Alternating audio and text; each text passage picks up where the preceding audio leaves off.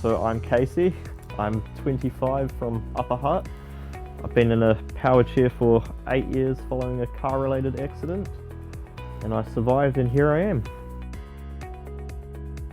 As you can see, there's a few hundred cacti around the area, followed by a few hundred houseplants. When I'm not busy with the plants, I'll usually be with my service dog Wilma, who's usually always by my side for whatever I need. Two of the caregivers on my permanent team have been with me 8 years, or coming up 8 years. Jade's been here the majority of that as well, and pretty much from day one I've dealt with Pauline.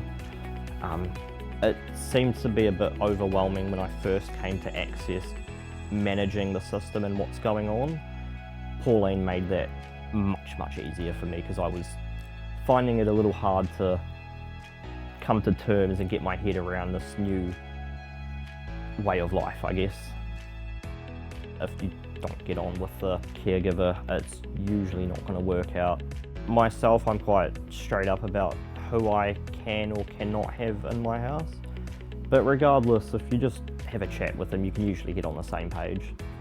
I do find it quite difficult just because it's every single morning and night I do need help.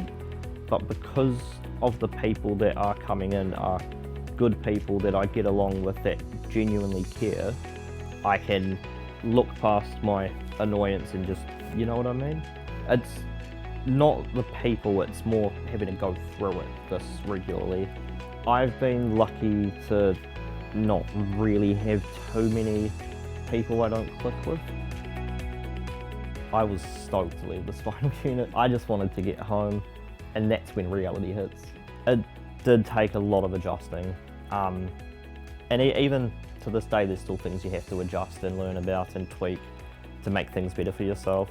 But as much as I was happy to get out of the spinal unit, I was very grateful for everything that happened there, because without them, I don't think half of us would be around, to be honest. So it wasn't really until I got placed in my current house here to where things started to get noticeably better. A lot of it is a mental game against yourself. When you win and continue the momentum upwards, it usually stays in that trajectory.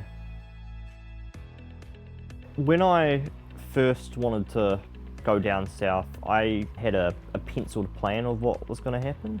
After that, I called Pauline over here to discuss what I'm wanting to do and the caregiver situation whilst I'm away. So between us, we kind of confirmed that plan and organised getting some caregivers to assist with the trip.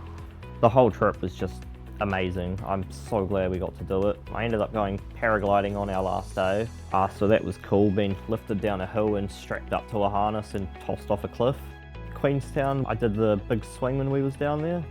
Did a day trip to Whaikaha, that was really cool. And just enjoyed the scenery and the nature and where we are, somewhere different. Because of the organisation skills and the good people around me, it was doable. Health is your wealth in a sense. Yep.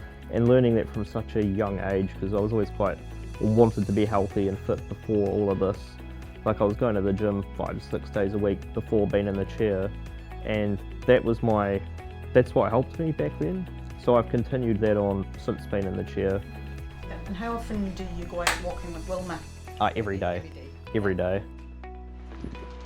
I try to pride myself on being able to walk her when other people wouldn't, because I'm like, if I can do it, what's your excuse?